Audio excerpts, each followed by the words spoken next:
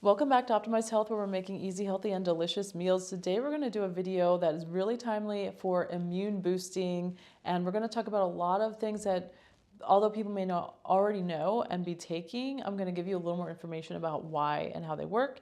And we're also going to be talking about a couple of things really important I'll get into that you're probably doing, thinking you're doing yourself a favor and you're not. And then another thing that you're probably doing that you don't even realize is harming you and basically negating the vitamins and minerals that you are taking as supplements. So we're going to get right into it and talk about some of these immune boosting vitamins. Everybody already knows about vitamin C.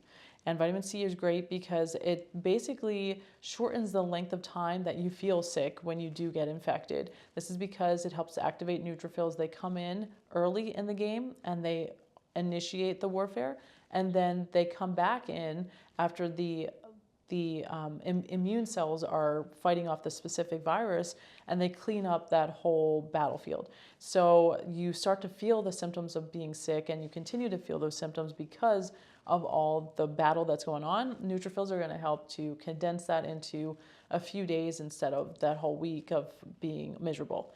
And another great thing that we have as a biohack to help boost that is Magic Mind. We love Magic Mind. It helps to boost our cognitive performance.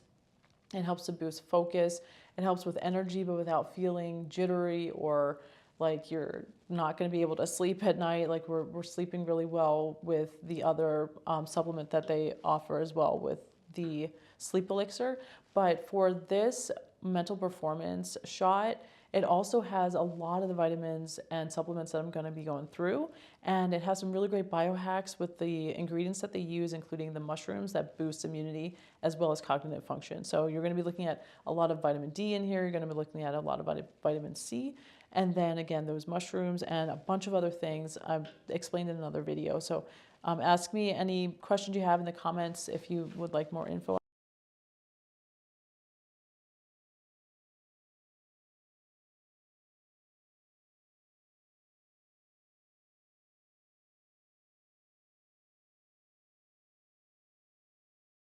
on that.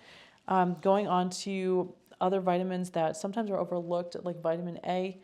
We know that it's great for antibodies, and that's going to be some other of the immune cells that are going to help fight off infections of all types.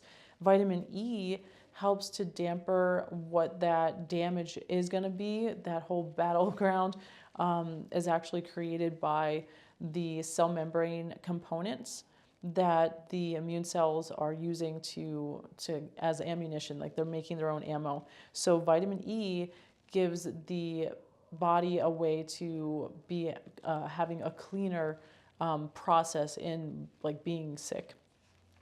And then vitamin D, we know how important that is. And that is going to be a hormone that calms down any overactive immune activity. So it helps to make any symptoms of you being sick just less. So you can always boost whatever vitamin D you're taking. Take a little bit more. You get a little bit more in your Magic Mind and take a little bit more. But what you cannot do is you cannot go outside right now if you live north of Atlanta in the US and expect that you're going to get vitamin D from the sun, because you won't. So I'll put a link in the bottom in the description of the video for you to see for yourself and read about why you can't make vitamin D3 in the winter. It's because the angle of the sun has to be at a certain point and over a certain degree. And the latitude of where we live in the US is going to dictate how much that angle is. If you're going to go close to the equator or go into the tropics, you're going to be able to make vitamin D just fine in those areas because of the latitude. So that's important to note.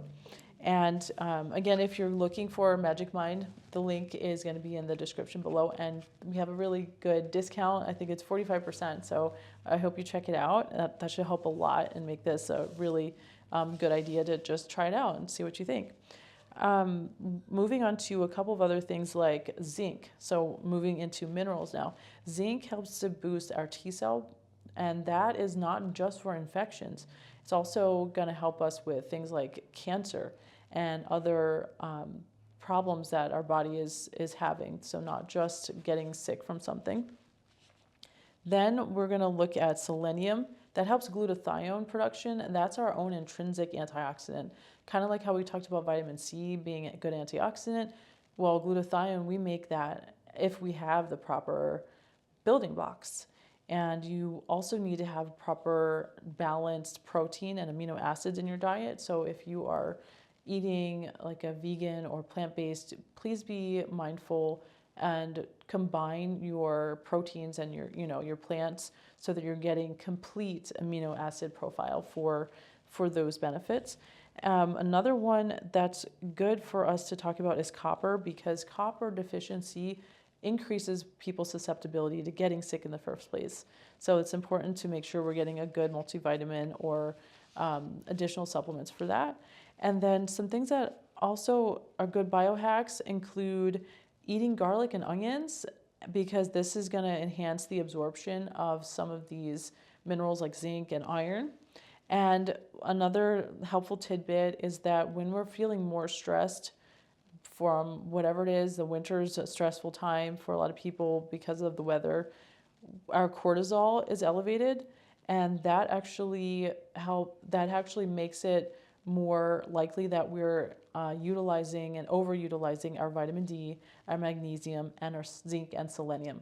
So we need more of these in our diet or supplements during the winter or any time that we're feeling more stressed.